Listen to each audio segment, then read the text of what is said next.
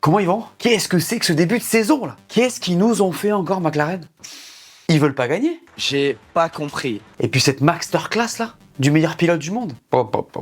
Je sens qu'on va avoir une belle saison. D'ailleurs, je suis sûr qu'il y en a plein qui vont pas être d'accord avec moi sur le sujet McLaren. J'ai hâte d'avoir vos réactions. Ce week-end, c'était le Grand Prix du Japon. Et c'est Max Verstappen qui s'est imposé devant Lando Norris et Oscar Piastri. Allez, on en parle. Les gars, on se rapproche des 200 000 abonnés. C'est incroyable. Alors si tu veux m'aider à passer ce cap, m'envoyer de la force et ne rien rater de ce début de saison de F1, abonne-toi, laisse-moi ton meilleur pouce levé et profite de cette vidéo. Au fait, est-ce que tu veux une astuce simple pour gagner de l'argent en dépensant de l'argent? Bon, c'est une collaboration commerciale, mais tu vas voir que c'est surtout un bon plan. Parce que c'est ce que je fais depuis quelques jours avec Igral, et je me disais, faut que je vous montre. Igral, c'est un site, une appli et une extension qui te rembourse une partie de tes achats en ligne. C'est ce qu'on appelle du cashback, c'est gratuit et sécurisé. Comment ça marche? Tu fais ton achat via Igral, les marchands versent une commission à Igral, et ils t'en reversent une partie directe dans ta cagnotte. Tu me connais, j'ai un bon plan, je partage. C'est comme ça que ça se passe ici.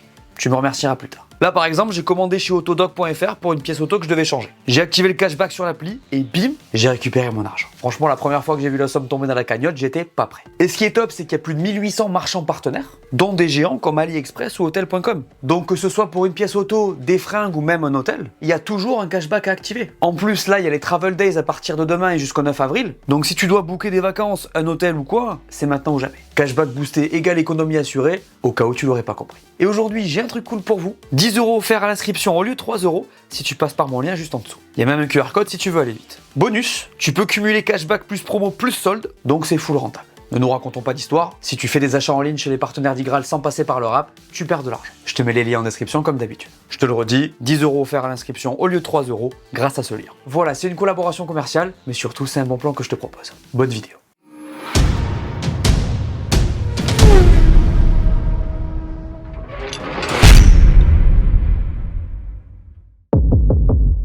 Ma note pour ce Grand Prix du Japon, c'est 1 sur 5. Quelle purge les gars!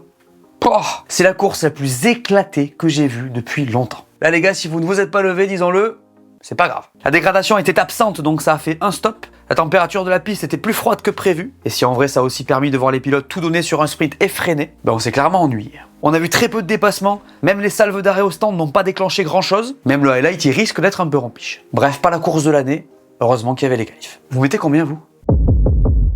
Le classement de ce Grand Prix. Max Verstappen vainqueur devant Lando Norris et Oscar Piastri. Charles P4, Russell P5. Antonelli est 6ème. Lewis P7, Isaac P8. Alex Albon est 9ème. Et c'est Oli Berman qui ferme ce top 10. Le vainqueur de ce Grand Prix, c'est Max Verstappen. Quel week-end de champion les gars! Je sais plus quoi vous dire avec lui. Honnêtement, pour moi, ce qu'il fait ce week-end à Suzuka, c'est un des plus beaux accomplissements de sa carrière. Pole victoire avec ce vol-là, c'est stratosphérique. Il n'y a plus de mots pour décrire ce mec en fait. À Suzuka, c'était le retour du cyborg, le retour de la masterclass. Cette qualif, les gars, c'était juste fou. Le mec rend fou jusqu'aux ordis de chez Red Bull.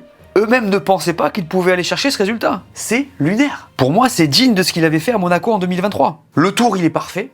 Personne ne peut y faire quoi que ce soit. Le pire dans tout ça, c'est que ça commence pas non plus de manière idéale. En essai, il a galéré à trouver l'équilibre de la voiture. On avait encore l'impression qu'il était nulle part. Et il te sort ce genre de chef-d'œuvre. La Red Bull, elle est pas au niveau de la McLaren. J'ai même presque envie de vous dire, loin de là. Mais Max fait qu'elle l'est. On ne peut pas ne pas compter sur lui. Il maximise toujours. Les gars, je vous rappelle qu'il a eu 2 McLaren dans ses rétros toute la course. Hein. Il a été sous pression non-stop. Combien d'erreurs il y a eu? 0. Impossible de le déstabiliser. Ce que j'aime encore une fois, c'est que Suzuka c'est un circuit de pilote et qu'une fois de plus, il surnage dans ces conditions. Le gars est au-dessus d'une force, c'est incroyable. D'ailleurs, je parle du circuit, je suis persuadé que la voiture y a pas mal trouvé son compte. Hein. Disons que je pense qu'elle était un peu mieux qu'ailleurs. Mais sachant ça, lui, direct, il saisit l'opportunité. Là, c'est Max seul versus McLaren. Il n'y a rien d'autre à dire. Lui, il les prend à 2, ça lui fait pas peur. Hein. Surtout quand ils lui font des cadeaux comme ça. On parle de ça plus tard dans la vidéo. En vrai, je repars sur ça. Mais le dernier stint, c'était à balle, 0 flottement, 0 moment d'absence, à fond, avec 2 McLaren en 3 secondes derrière. Franchement, c'est fort. Et c'est pas étonnant, parce que c'est le plus fort. Voilà. C'est sa 4e victoire de suite à Suzuka. C'est la première fois dans l'histoire que ça arrive. Vu à quoi ressemble le circuit, faut le souligner. Le 64e succès de sa carrière. Et celui-là, on s'en souviendra. On parle de Yuki un peu? Bon, je vous avais prévenu, non? Pas de miracle. 0 point pour sa première course avec Red Bull. Bon, pas évident de prendre cette voiture en main normale, hein. Et bon, c'est vrai que ça fait mal de le voir comme ça. Max P1, lui P12, ça pique quand même pas mal, même si c'est ce à quoi je m'attendais. Le pire, c'est qu'en début de week-end, ça allait. En essai, c'était ok. En Q1, il est à moins d'1 centième. Ça partait bien. Mais bon, les démons de cette numéro 2 sont revenus. Il s'est raté sur la chauffe des pneus en qualif et est sorti en Q2. Battu par Isaac et Lawson. Là aussi, je vous avais prévenu. En ce qui le concerne, je le répète, je veux voir ce que ça donne à Bahreïn.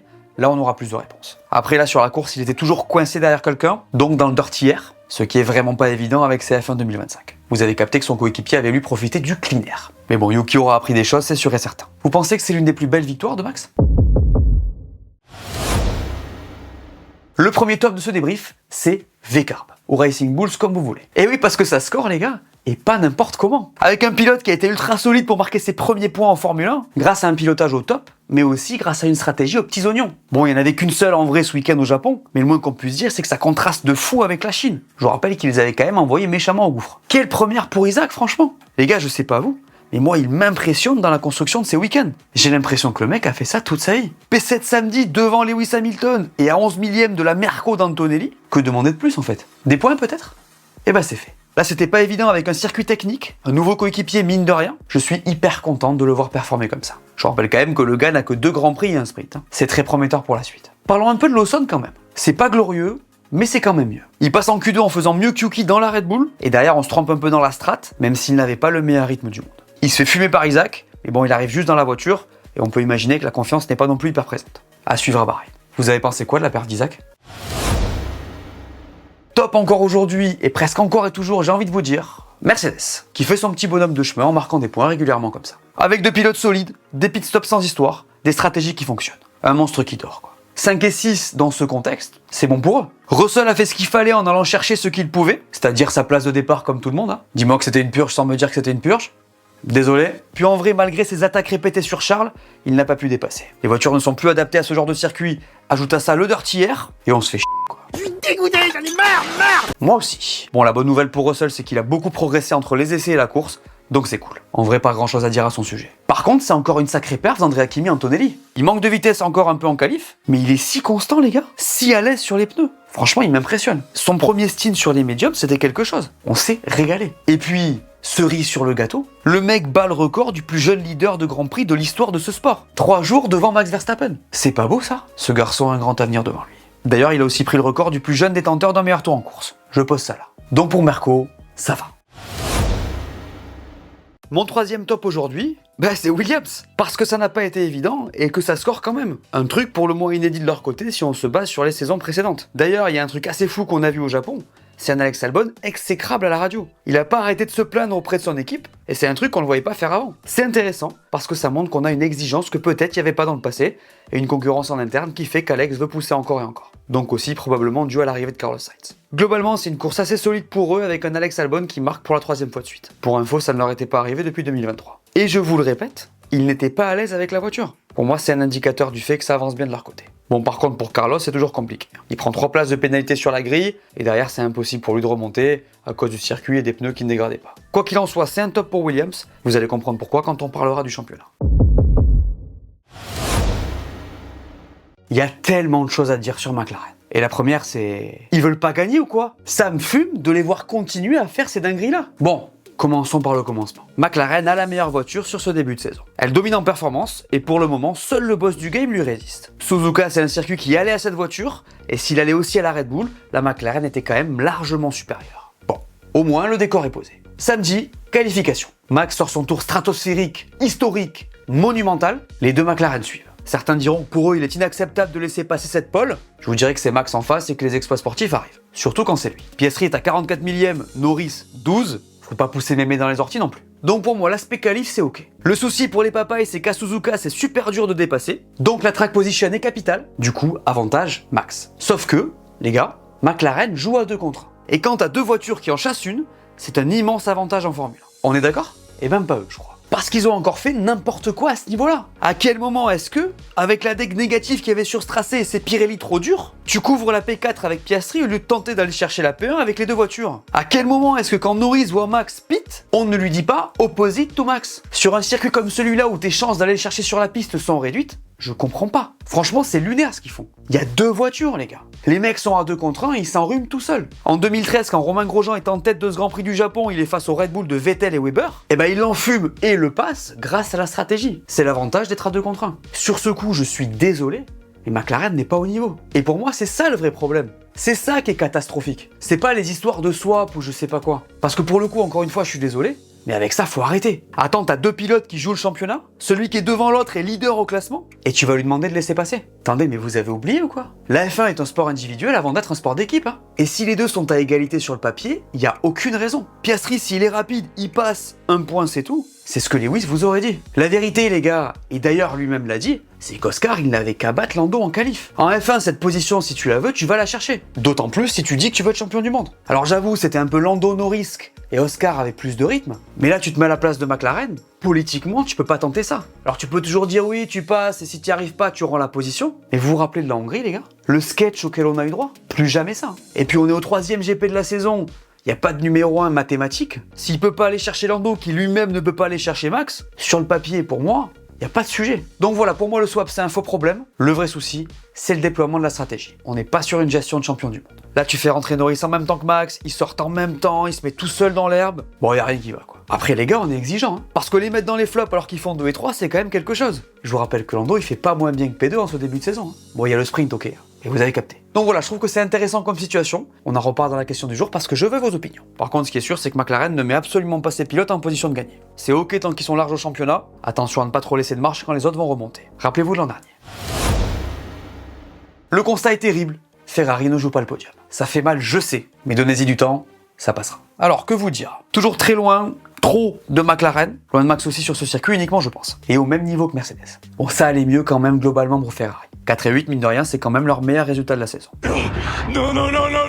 Là, les gars, je sais plus si c'est du Doliprane ou du Lexomil qu'il vous faut. Bon, je vais me calmer, il y a quand même du positif. Charles a trouvé un réglage qui lui plaît au niveau de l'équilibre de la caisse. En course, il est P4 devant Russell avec un rythme similaire. Bon, c'est pas si horrible quand même. Par contre, c'est vrai que c'est terrible de maximiser avec ce genre de résultat. Il l'a dit lui-même, et franchement, j'imagine à quel point ça doit être insupportable pour lui de retomber encore une fois dans cette spirale. D'ailleurs, ils sont saoulés. Les petits accrochages à la radio continuent chez tout le monde. On sent des petites tensions, même si c'est le sport, c'est normal. Côté Lewis, d'ailleurs, c'est vraiment un week-end qui rappelle l'an dernier. Juste zéro rythme, en fait. Mal samedi, mal dimanche, loin de son coéquipier, perdu, quoi. Le regard vide, juste content d'être habillé en rouge. Lewis, il a tenté une stratégie décalée qui n'a pas marché puisque les pneus ne dégradaient pas du tout. Et s'il a gagné une place, je pense pas qu'il soit venu chez Ferrari pour ça. Donc voilà, il est pas encore saoulé, mais ça va pas tarder si ça continue comme ça. Les tifosi en gardent la foi, ça va venir. Espérons juste que Ferrari ne prenne pas trop de retard. Vous avez pensé quoi de leur perf? On parle de la seule équipe qui n'a pas encore marqué de points ou Alpine sort encore une fois de ce week-end? Bredouille. C'est décevant, ça fait mal. C'est encore un Grand Prix compliqué. 13 et 15, c'est pas bon, ça marche pas. De toute manière, le week-end était mal parti. Hein. Vous avez vu le carton qu'il prend, Jack Doohan? La boîte qui se met? Attendez, parce que l'histoire, elle est incroyable. Hein. En fait, il a capté dans le simulateur qu'il pouvait passer le virage 1 sans fermer le DRS. Il l'a tenté. Et voilà le résultat. Et en vrai, c'est chaud. Hein. Parce que le gars a détruit la voiture. Ce carton, il coûte des millions d'euros. Dans un contexte de budget cap, c'est une dinguerie. Hein. Et en vrai, la raison, elle est absurde. Genre, c'est fou que tu tentes, mais si personne le fait, c'est peut-être qu'il y a une raison. Il aurait pu se faire mal en plus. Je trouve que c'est quand même assez inédit cette histoire. Pour parler du reste, dommage parce que Pierre partait 11 et on rate son arrêt. Il a perdu une place, ressort dans le trafic.